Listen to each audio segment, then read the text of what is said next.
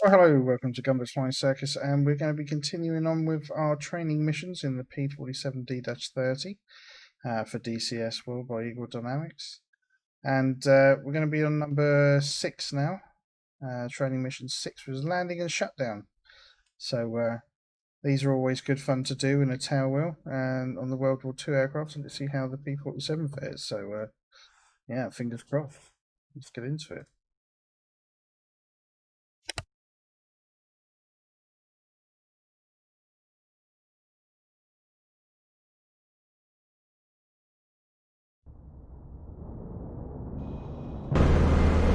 In these first few lessons, we've become familiar with the aircraft in basic flight. Now comes one of the more challenging parts, getting the aircraft stopped on the ground in one piece.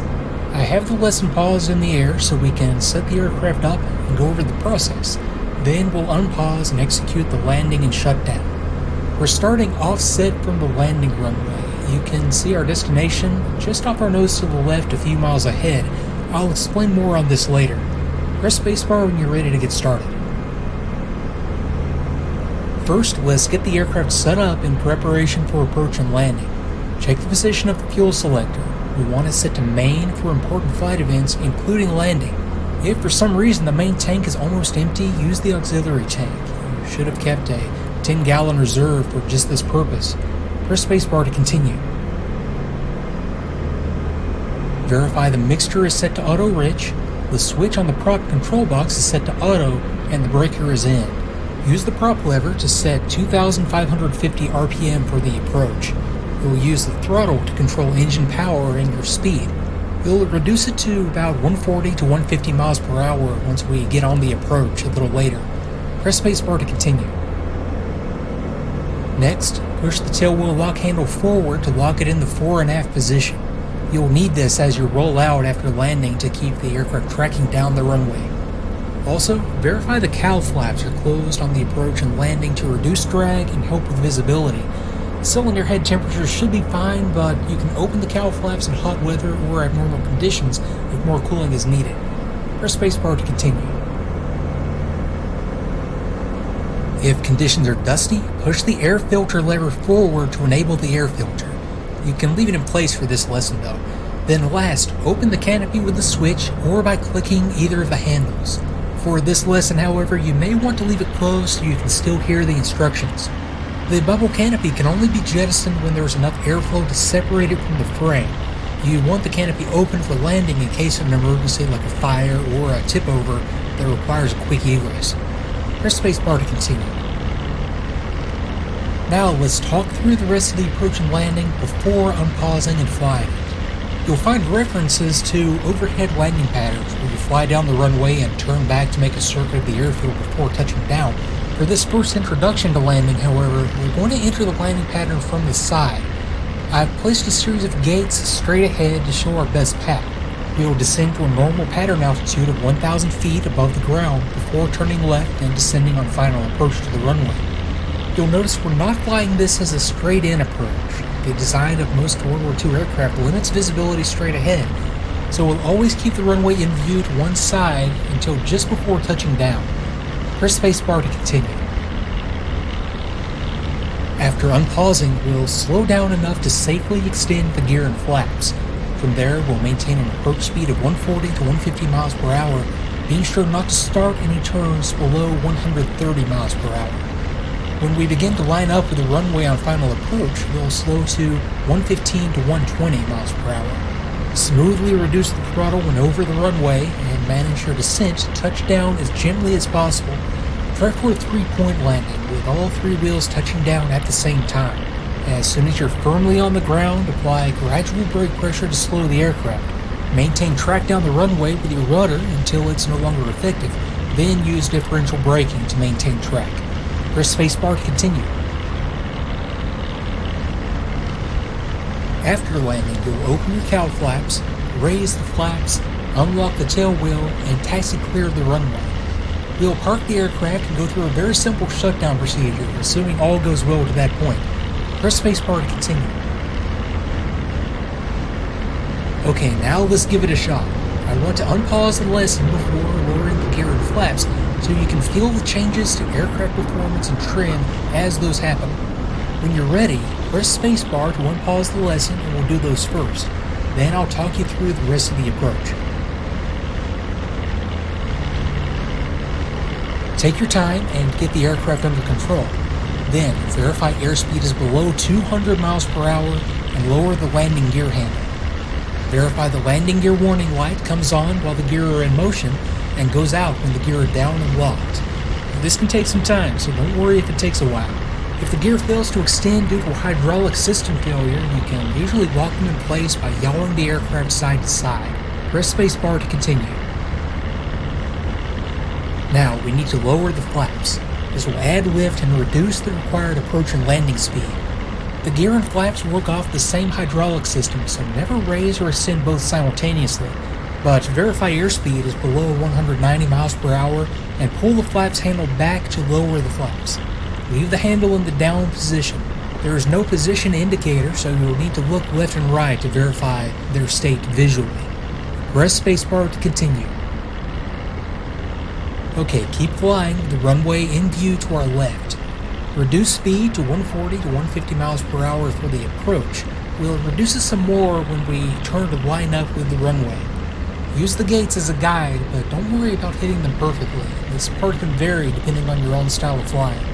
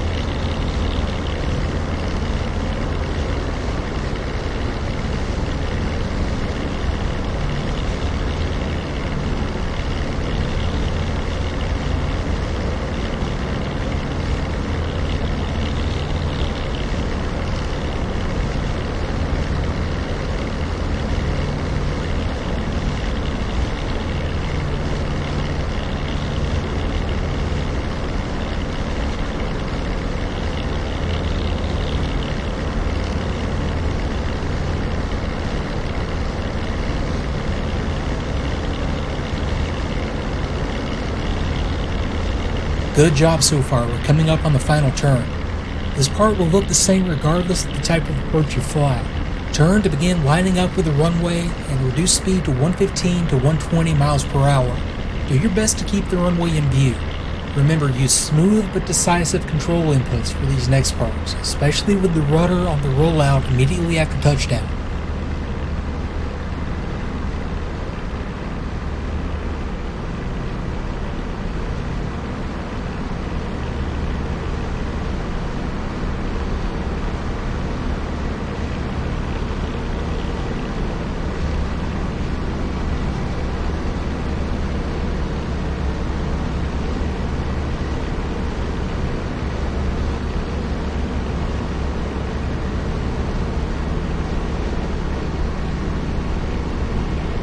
Okay, smoothly reduce throttle and flare to gently set the aircraft down. Shoot for a 3-point landing. You have plenty of runway, so there's no need to rush. Maintain alignment as best you can with the rudder. Gently apply the brakes when you can to slow the aircraft.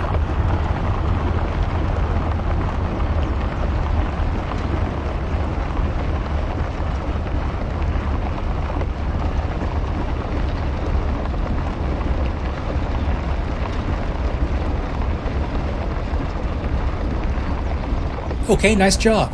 We have slowed to taxi speed, so I hope that went well. If so, open the cowl flaps, raise the flaps, and unlock the tail wheel for taxi. Take us to any convenient spot off the runway and we'll go through the shutdown. Press spacebar to continue.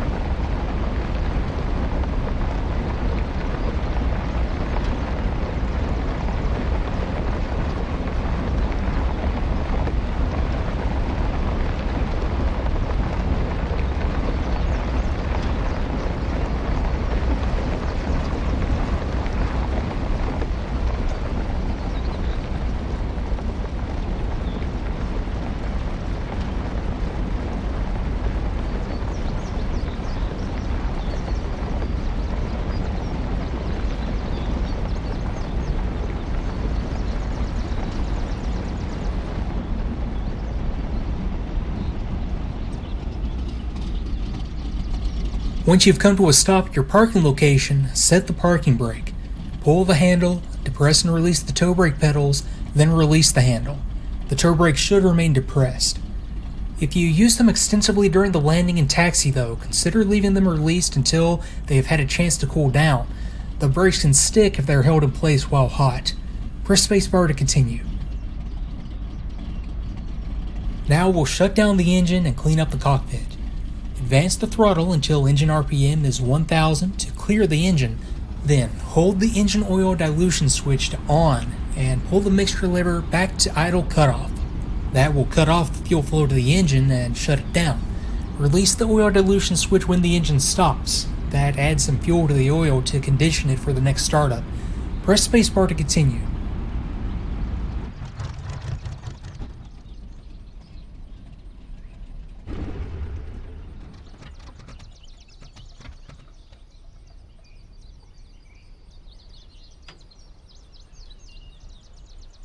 Next, after the prop has stopped turning, set the ignition and battery switches to off.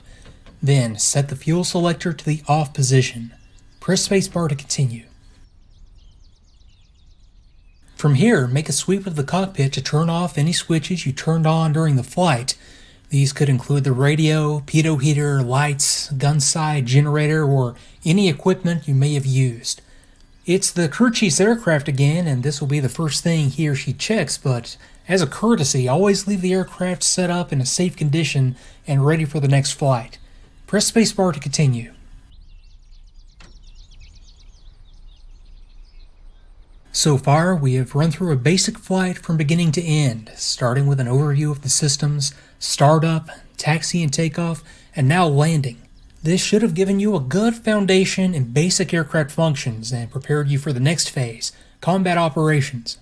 We will continue in the next lessons with air-to-air and air-to-ground gunnery, then look at some different techniques for getting bombs on target. I'll see you then. You can end this lesson at any time using the escape key.